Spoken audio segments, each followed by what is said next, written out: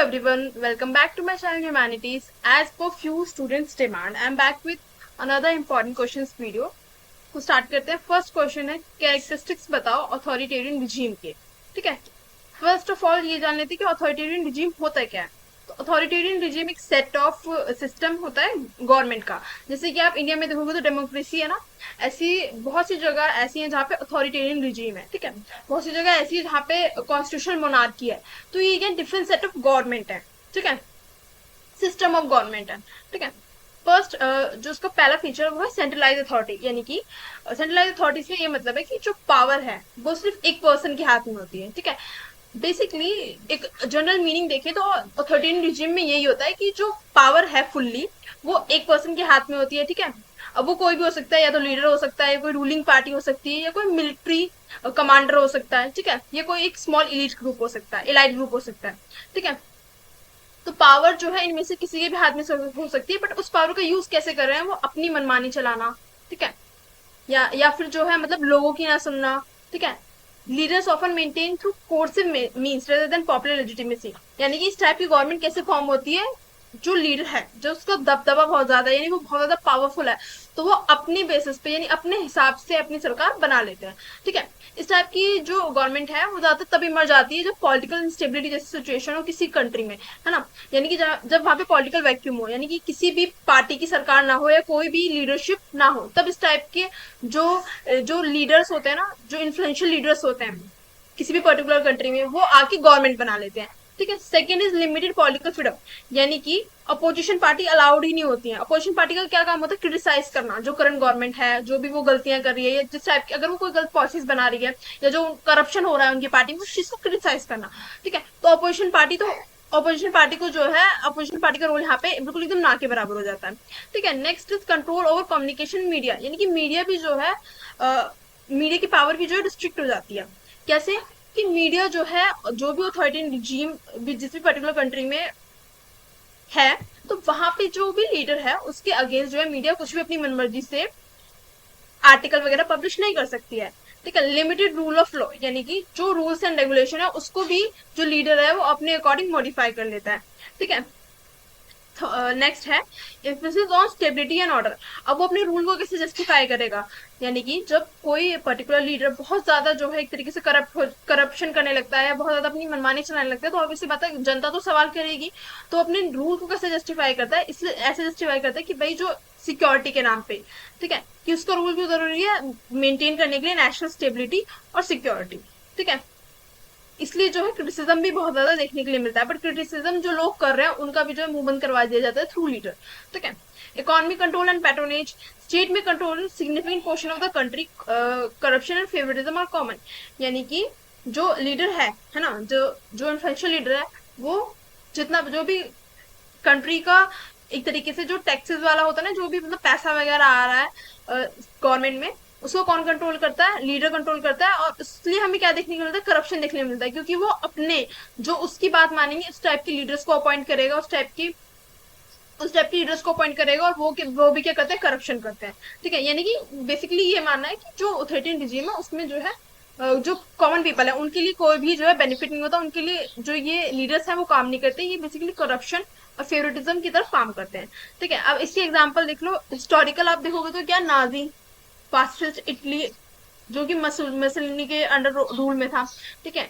अब post second world war, second world war के बाद का जो पीरियड था उसमें हमें जो किस टाइप के एग्जाम्पल मिले हैं, लैटिन अमेरिका में, मिडिल ईस्ट में, अफ्रीका में, साउथ ईस्ट एशिया में. ठीक है. और एक जिसमें हमें ज्यादा एग्जांपल्स देखने के मिले जिस स्टेट में, पाकिस्तान, जहां पे आप देखोगे कि मिलिट्री का रूल होता ही रहता है. तो ये भी क्या एक ऑथोरिटेरियन रिजीम का एग्जाम्पल है. ठीक है. जनरल जियाउल हक, ग्रीस में जनरल पिनोचेट, नाइजीरिया में जनरल अबाचा. ठीक है.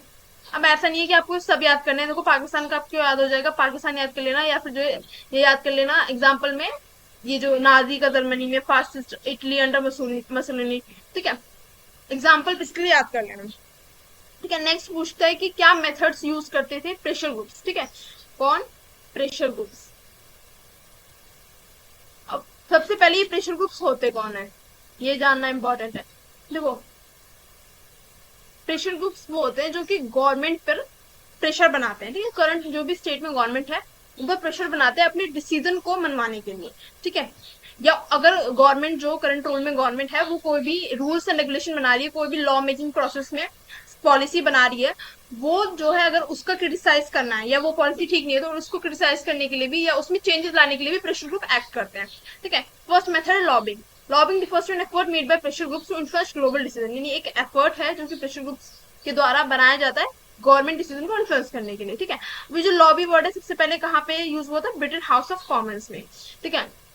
Lobbying refers to an attempt और effort made by individual member, यानी कि ये किसी इंडिविजुअल मेंबर के द्वारा भी किया जा सकता है, groups usually in the lobby और पार्लियामेंट, यानी ज्यादातर ये कहाँ पे यूज होता है, पॉलिटिकल प्रोसेस में, यानी पार्लियामेंट जैसे प्रोसेस में, ठीक है।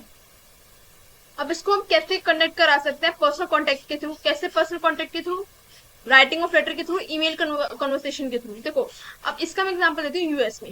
यूएस में क्या होता है ना, जब भी जो स्टेट्स हैं वहां पे, है ना, उन स्टेट्स को जब भी ये लगता है कि हाँ भी जो प्रेसिडेंट है, या जो प्रेसिडेंट की जो प्रेसिडेंट वहां पे सीनेट होती है ना, तो जो प्रेसिडेंट की काउंसिल ऑफ मिनिस्टर्स हैं, ठीक है, तो वो जब भी उन्हें लगता है कि वो पॉलिसी मेकिंग ठीक से नहीं कर रहे या कुछ ऐसी पॉलिसी ला रहे हैं जो फेवर में नहीं है उनके, तो वो लॉबिंग का यूज करते हैं।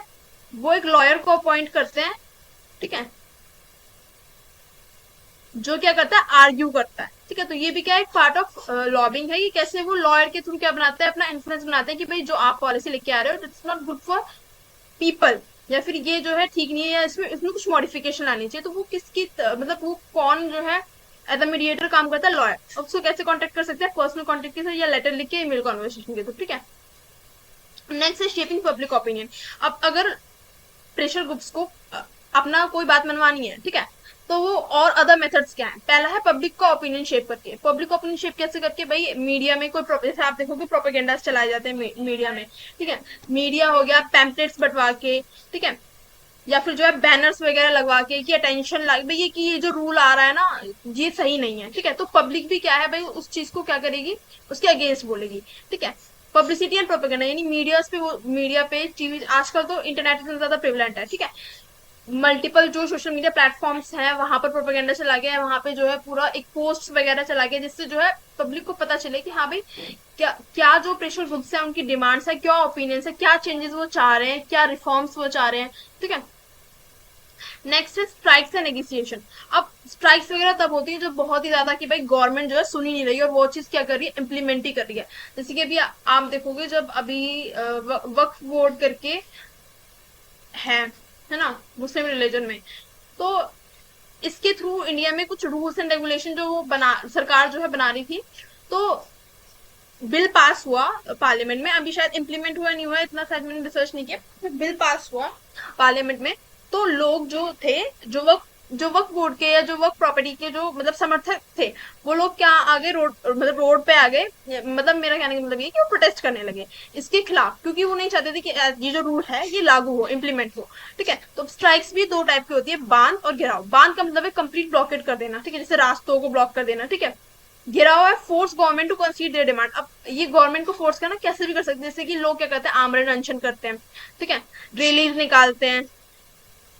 नेक्स्ट है फीचर्स ऑफ डेमोक्रेटिक रिजीम। अब हमने अथॉरिटेरियन रिजीम देख लिया, डेमोक्रेटिक रिजीम क्या है, ठीक है। देखो डेमोक्रेसी इंडिया में भी है, ठीक है, तो आई होप कि आपको डेमोक्रेसी समझने में इतनी प्रॉब्लम ना आए। रिप्रेजेंटेटिव डेमोक्रेसी, यानी कि देखो रिप्रेजेंटेटिव डेमोक्रेसी से क्या मतलब है कि डेमोक्रेसी के अंदर क्या है, रिप्रेजेंटेशन मिलता है। कैसे, these democratic regime represent political institution and practices which include universal suffrage, election of representation for a specific period, make them directly responsible to the people। देखो democracy is the government for the people, by the people and to the people, ये famous definition तो सबने सुनी होगी, ठीक है।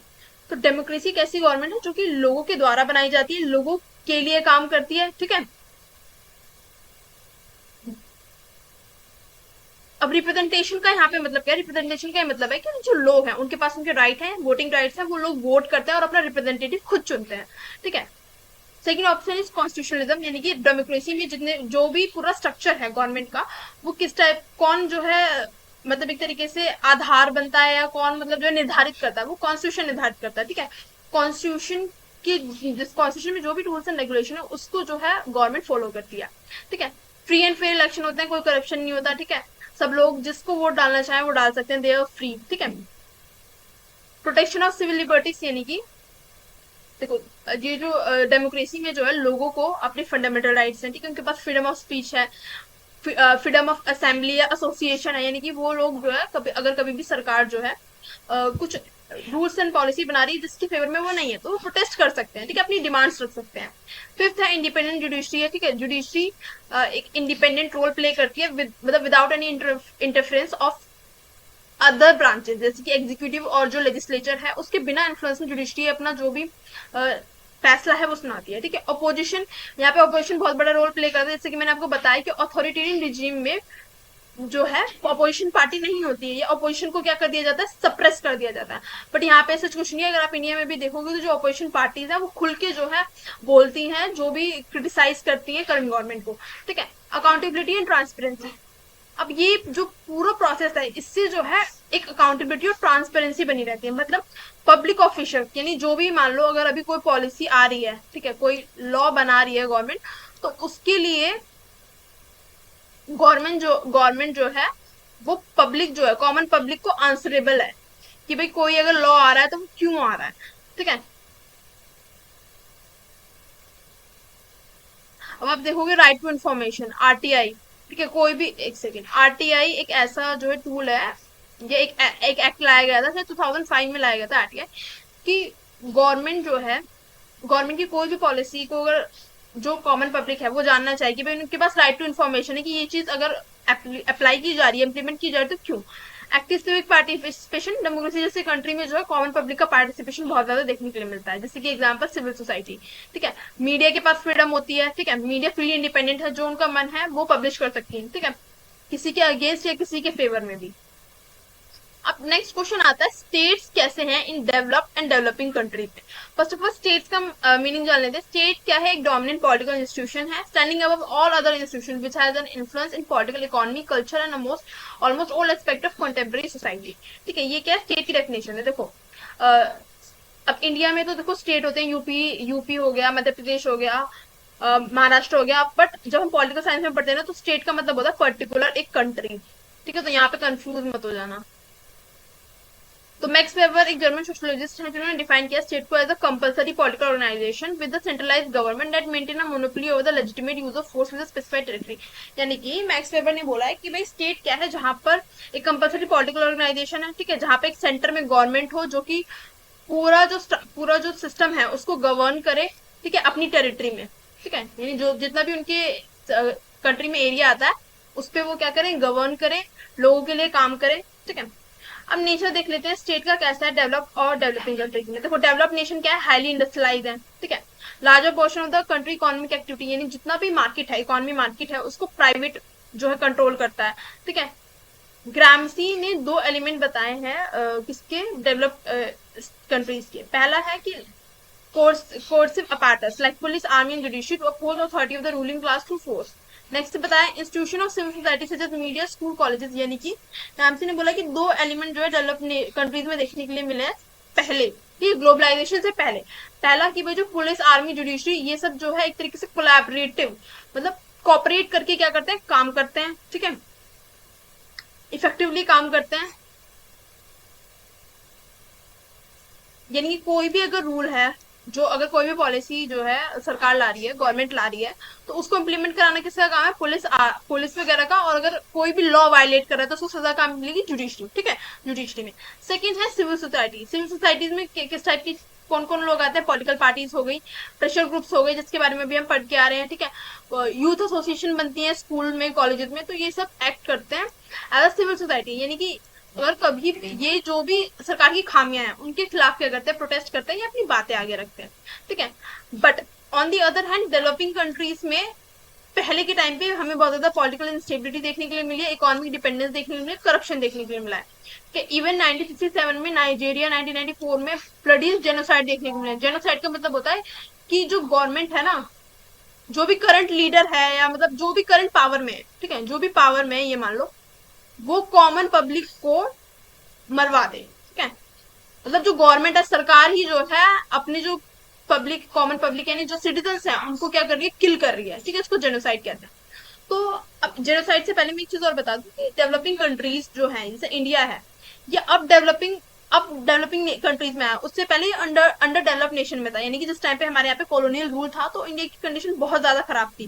Globalisation के बाद जो है इंडिया ने जो है एक तरीके से इकोनॉमी को अपनी बूस्ट किया है, और अब जगह कहीं वो डेवलपिंग नेशन में आया, और अभी भी डेवलप नेशन में आने के लिए उसको काफी साल है, ठीक है, काफी टाइम है। चेंजिंग नेचर ऑफ स्टेट, अब देखो ग्लोबलाइजेशन आ गया, तो ग्लोबलाइजेशन से पहले की हालत मैंने आपको बता दी कि स्टेट की क्या जो है सिचुएशन थी। अब स्टेट का जो ग्लोबलाइजेशन के बाद देखेंगे, तो 1980s के बाद डेवलप्ड एंड डेवलपिंग कंट्रीज जब ग्लोबलाइजेशन आ जाता है, ग्लोबलाइजेशन का मतलब क्या है, interconnectedness of worlds in every aspect, चाहे वो पॉलिटिकल हो, कल्चरल हो, ठीक है, इकोनॉमिकली हो। यानी कि जब ग्लोबलाइजेशन के टाइम पे ना टेक्नोलॉजी अपग्रेडेशन हुआ, यानी टेक्नोलॉजी आने लगी, ठीक है, बड़ी बड़ी जो जो डेवलप नेशन है वहां पे इंडस्ट्रीज जो है स्टैब्लिश होने लगी। तो हुआ क्या कि जो लोग हैं, ठीक है, लोग एक देश से दूसरे देश जाने लगे, जो टेक्नोलॉजी है उसका ट्रांसफर एक देश से दूसरे देश होने लगा। जो मिलिट्री में जो बड़े बड़े जो शिप्स, वॉर शिप्स होते हैं, या फिर जो मिलिट्री में मतलब जब वॉर होती है तो जो भी इक्विपमेंट्स वगैरह चाहिए होते हैं या टैंक वगैरह होता है, उन सब चीजों का टेक्नोलॉजी का आपस में इंटरचेंज होने लगा, एक्सचेंज होने लगा। तो एक तरीके से ग्लोबलाइजेशन आ गया, जिसकी वजह से वर्ल्ड जो है पूरा आपस में इंटरकनेक्टेड हो गया और इंटरडिपेंडेंट हो गया, ठीक है। नेक्स्ट अब चेंजेस क्या है जो ग्लोबलाइजेशन से पहले नहीं थे, कि फ्री ट्रेड होने लगा, free flow of finance and free market, यानी कि एक देश से दूसरी देश जो है कंपनियां जो है इन्वेस्टमेंट करने लगी, ठीक है। It was also mark bye, देखो न्यू लिबरलिज्म का मतलब यही होता है कि जहां पर जो है फ्री मार्केट हो, यानी कि जो स्टेट है वो ज्यादा इन्फ्लुएंस ना कर रही हो, मार्केट क्या हो, फ्री हो, ठीक है, लिमिटेड रिस्ट्रिक्शंस हो मार्केट पे, ठीक है। ज्यादातर जो मार्केट है उसको कौन कंट्रोल करेगा, जो प्राइवेट सेक्टर है, ठीक है। अब इस टाइम पे जो ग्लोबल फाइनेंशियल इंस्टीट्यूशन है, जैसे कि आईएमएफ हो गया, वर्ल्ड बैंक हो गया, इन सब ने भी लोन प्रोवाइड करना स्टार्ट कर दिया था, जो डेवलपिंग नेशन है उनको, और जो अंडर डेवलप नेशन है, जो डेवलप होना चाहते हैं उनको, ठीक है। दिस अब इन फाइनेंशियल इंस्टीट्यूशन, जो ये फाइनेंशियल इंस्टीट्यूशन थी, इन्होंने क्या किया, प्रेशर डेवलप किया कंट्रीज पे, जैसे कि इंडिया, बांग्लादेश, नाइजीरिया या और अदर कंट्रीज जो कॉलोनियल रूल से उस टाइम पे फ्री हुई थी ग्लोबलाइजेशन के से पहले, ठीक है। एडजस्टमेंट प्रोग्राम्स, अब एडजस्टमेंट प्रोग्राम्स को एसएएफ से भी जानते हैं कि स्ट्रक्चरल एडजस्टमेंट प्रोग्राम, फुल ये होती है। अब इसमें स्ट्रक्चरल एडजस्टमेंट प्रोग्राम में इन्होंने इस टाइप की जो है कुछ पॉलिसी रखी है, कुछ रूल्स रखे हैं, भाई जब आप इन रूल्स को फॉलो करोगे तभी हम आपको क्या देंगे, लोन प्रोवाइड करेंगे। और ये रूल्स क्या है, मैं प्रीवियस वीडियो में समझा चुकी हूँ, तो इसलिए मैं रिपीट नहीं कर रही हूँ, ठीक है। नेक्स्ट क्या है, पीआरटी, प्रोपोर्शनल रिप्रेजेंटेशन सिस्टम। ये क्या है, एक मेथड ऑफ वोटिंग है, मेथड ऑफ काउंट करने का, मतलब एक तरीके से वोट जब भी किसी पर्टिकुलर कंट्री में वोटिंग होती है, ठीक है। जैसे कि इंडिया में first past the post system है, ठीक है। Proportional representation system 19th century में डेवलप हुआ, ठीक है। प्रोपोर्शनल रिप्रेजेंटेशन सिस्टम का बेसिक प्रिंसिपल क्या है कि percentage of seat for each party should be direct proportion to its percentage vote share secured in the national election. देखो definition से कुछ समझ नहीं आने वाला है ना, तो एग्जांपल ले लेते हैं कि अगर 30% ऑफ नेशनल वोट है, नेशनल वोट का मतलब क्या है कि अगर एक पर्टिकुलर पूरी कंट्री में, ठीक है, इलेक्शन हुए हैं, ठीक है, वहां पर पूरी कंट्री से एक पार्टी को 30% वोट आया है। फॉर एग्जाम्पल, मैं फॉरेन का एग्जाम्पल ना लेके अगर इंडियन जो है पार्टीज का एग्जाम्पल लू, मुझे फॉरेन पार्टीज नहीं पता नहीं है, अगर बीजेपी को 30% वोट आया है, ठीक है, 30% वोट आया है, तो जो पार्लियामेंट है, जो लेजिस्लेचर है, उसमें उनको कितनी जो है सीट मिलेंगी, 30%। ये पीआरटी करता है, ठीक है। इसमें पीआरटी, ये मतलब ये रूल जो है पीआरटी में फॉलो होता है कि कितनी मिलेंगी, 30%। अगर किसी अदर, मान लो कांग्रेस है, ठीक है, कांग्रेस ने अगर 40% सीट जो है, 40% वोट पड़ा है कांग्रेस को, यानी कि पूरे देश में से 40% पॉपुलेशन ने कांग्रेस को वोट अगर दिया है, तो लेजिस्लेचर में जो है कांग्रेस की कितनी सीट होगी, 40% होगी। अब इस सिस्टम में क्या होता है ना, अगर 2% भी किसी पार्टी को वोट पड़े तो उनको भी रिप्रेजेंटेशन मिलता है, कहां पर, पार्लियामेंट में। बल्कि ऐसा किसी अदर सिस्टम में देखने के लिए नहीं मिलता है, ठीक है। तो एक सिस्टम की खासियत है कि छोटी से छोटी पार्टी को भी जो है रिप्रेजेंटेशन मिलता है, ठीक है। अब बेसिकली क्वेश्चन जो आता है वो ये आता है कि एडवांटेज और डिसएडवांटेज बताओ पीआरटी सिस्टम की, ठीक है। तो पीआरटी सिस्टम के मेरिट्स क्या है कि भाई फ्यू, इसमें वोट वेस्ट नहीं होते ज्यादा। वोट कैसे वेस्ट नहीं होते, जैसे कि जो इंडिया में सिस्टम फॉलो होता है, अगर आप उसको देखोगे तो इंडिया में क्या है कि कॉन्स्टिट्यूएंसी में जो है बांटा जाता है, ठीक है, पूरे देश को, अगर ये पूरा देश है तो उसको डिफरेंट डिफरेंट कॉन्स्टिट्यूंसी में बांटा जाता है। फॉर एग्जाम्पल यहाँ से मान लो, यहाँ से कोई एक पर्सन जो है खड़ा हो रहा है, ये एक पर्सन खड़ा हो रहा है, 3 पर्सन जो है ये यहाँ से एक एक जगह से खड़े हो रहे हैं, ठीक है। तो मान लो 20 वोट इसको पड़े, 10 वोट इसको पड़े, और 10, मान लो 15 वोट इसको पड़े, ठीक है। तो 20 वोट वाला जीत गया, ऑब्वियसली बात है। यहाँ पे तो वही, यहाँ पे ये सिस्टम फॉलो होता है कि जिसको ज्यादा वोट मिले वो जीत गया, ठीक है। तो ये जो 10 वोट पड़ी, ये जो 15 लोगों ने वोट डाले, तो इनका वोट क्या हो गया, वेस्ट हो गया एक तरीके से, इनकी आवाज जो है सुनी ही नहीं गई, ठीक है। तो ये मेरिट होता है एक, इसका ये मेरिट है, मतलब क्या है, एडवांटेज है। स्मॉलर पार्टीज को रिप्रेजेंटेशन मिलता है, ठीक है, जिससे वाइडर अपॉर्चुनिटीज मिलती है, ठीक है। माइनॉरिटी कम्युनिटी जैसे वुमेन्स होगी, इन सबके लिए सीट्स रिजर्व होती हैं, हायर पॉलिटिकल पार्टिसिपेशन होता है, ठीक है। डिसएडवांटेज क्या है, ब्रेक करता है link between representative and the constituencies, there is a large distance magnitude and voter for party. अब देखो यहाँ पे क्या है कि भाई अगर कोई अनपॉपुलर मेंबर अगर इलेक्ट हो जाता है तो उसको हटाने में डिफिकल्टी आती है। अनपॉपुलर मेंबर कैसे, इसमें एक बात और है कि पीआरटी सिस्टम में ना आपको पहले से जो है पता नहीं होगा। फॉर एग्जाम्पल अगर ये एक जगह है, ठीक है, यहाँ से 3 पार्टी जो है सामने है, मान लो कोई भी, मान लो एक पार्टी का नाम यूके है, एक का नाम पीके है, एक का नाम एनके है, फॉर एग्जाम्पल। ये पार्टीज के नाम रैंडमली आने में है नहीं, ये पार्टीज, ठीक है। अगर ये 3 पार्टीज हैं तो आप पार्टी के नाम पे वोट डालोगे कि जो पार्टी आपको पसंद है, यूके पसंद है तो उसको, पीके पसंद है तो पीके को, एनके पसंद है तो एनके को, ठीक है। यहाँ पे आपको ये नहीं पता होगा कि अगर आपने यूके को वोट डाला, अगर ये पार्टी जीतती है तो यहाँ से कौन सा फेस है, मतलब कौन जो है यहाँ पे रूल करेगा, ठीक है, या कौन एमएलए एमपी बनेगा, या जो भी किसी पर्टिकुलर कंट्री में प्रोसेस होगा वो बनेगा, ठीक है। तो एक डिमेरिट ये है कि यहाँ पे जो है पार्टी के नाम पे वोट डाला जाता है। अब जैसे कि यहाँ से अगर मान लो इंडिया में क्या होता है, कॉन्स्टिट्यूंसी होती है, अब वहां पे हमें पता होता है कि भाई ये जो पर्टिकुलर पर्सन है वो उठाए यहाँ से, है ना, कहते हैं ना कि भाई शर्मा जी उठे हैं इलेक्शन में, उन्हीं को वोट डालना चाहिए, ठीक है।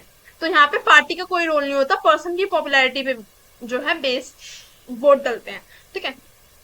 अब एक डीमेरिट ये भी है कि जो स्मॉलर पार्टीज हैं वो पावर में आ जाती हैं, ठीक है। Thank you for watching the lecture, that's all for today. अगर आपको वीडियो अच्छी लगी हो तो do like, share and subscribe my channel, और मुझे कमेंट करके जरूर बताओ कि आपको लेक्चर कैसा लगा, और अगर आपको और लेक्चर चाहिए तो उसके लिए भी मुझे कमेंट करके जरूर बताना कि if you want more videos और नॉट।